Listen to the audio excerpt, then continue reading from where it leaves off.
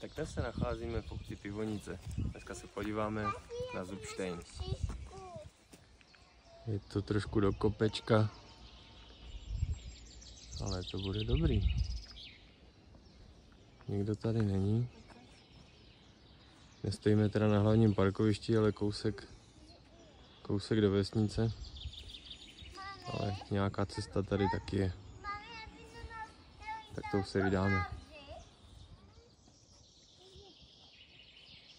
Tak. Já mám splněno. Já jsem si postavil svůj domeček prostředky a teď mě Senka pustil do lesa.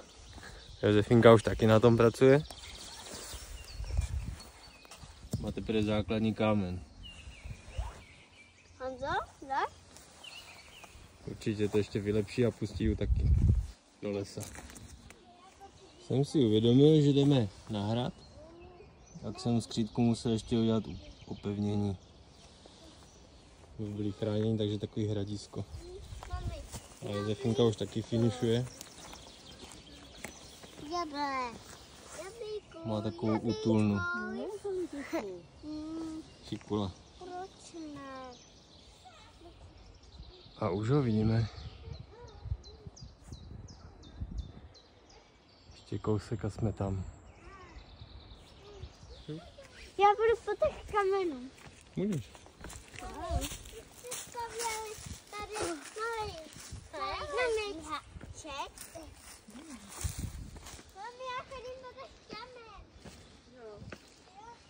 Je to trochu krpálo.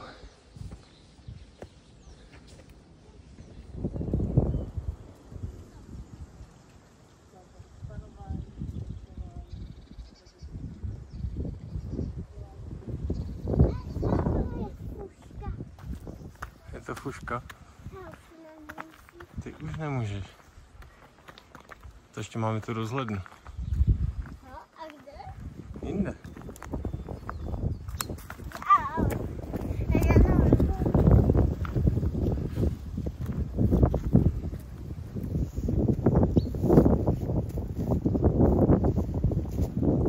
Teď jsme u mohyly, dáme menší občerstvení. Mohyla zde.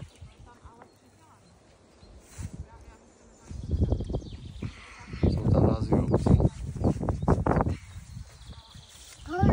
Občerstvíme a půjdeme dál. Půjdeme na tamhleto. Teď jsme se vydrápali na takovou skálu.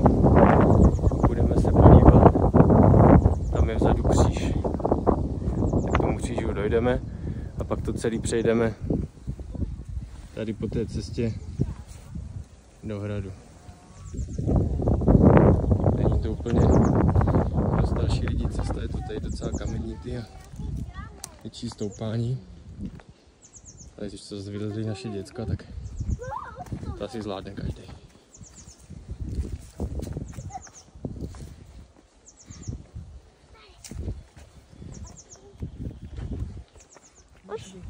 Parádní vyhlídka.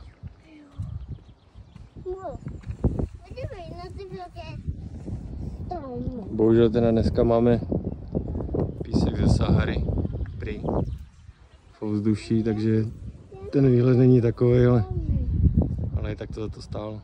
To jsem se dostat. Přilezli jsme na druhou stranu od kříže. A dole je ta mohyla. Tam vzadu je někde kříž. Teď přejdeme po tady tém mostku. No, jsme v cíli. Je to paráda.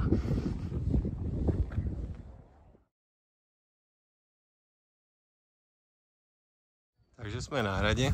Je to tady hezký. Děti nás trochu zlobějí. To spravíme. Nekoukají na cestu. A asi spadnou někam tady do té díry do pekla.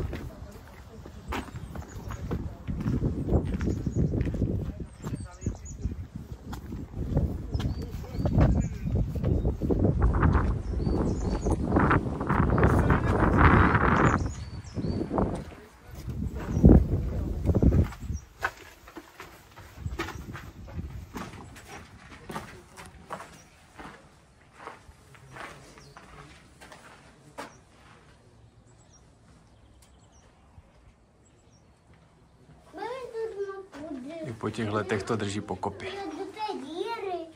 To je skvělý.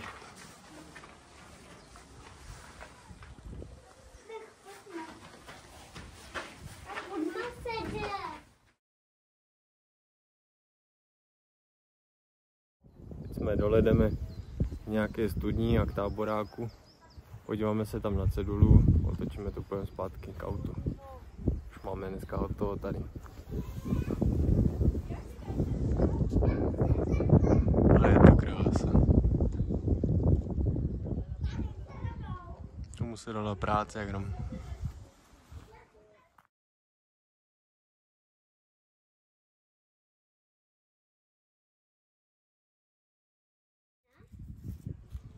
Tak ještě uvidíme. Že jo? A jdeme dolů. Dolů bude veselější cesta.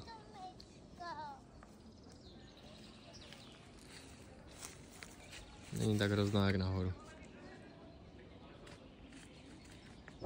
Takže dojeli jsme do obce Karasín. Je tady rozhledna Karasín. Ta se nachází za mnou. Tak uvidíme, jaký tam bude výlet skrz ty mračnatou písku, ale třeba to bude dobrý a uvidíme. Půjdeme dneska na hřiště, který je tady kousek a uvidíme, jak tady dlouho vydržíme, protože docela začalo foukat. Tak jdeme na vrch. Teď jdeme na rozhlednu Karasín. Je to po schodech, točených schodech, tak se nám budeme motat vlevo, až budeme na vrchu.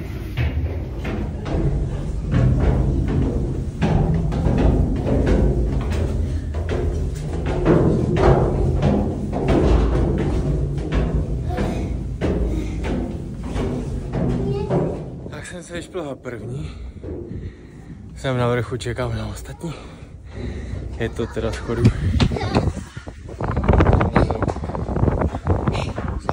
Hádí tam. Schodu jako blázen. Ale to je krásný výhled.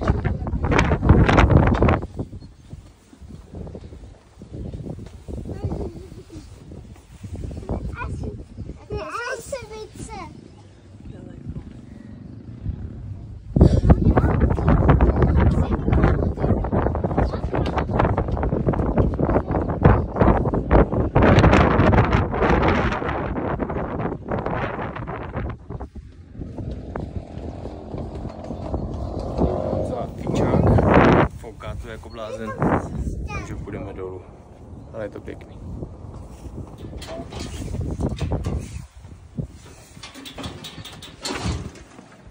Tak, rozhledna Karasín a jejich automat. Doporučuji všem platit jednotlivě a procházet jednotlivě, protože jsme koupili 4 stupenky, otočilo se to jednou a šluz. Prošel jenom jeden. Takže jsme to platili znova a pak ještě jednou znova a nakonec do třetíce. Je to na prd. Ale výhled dobrý.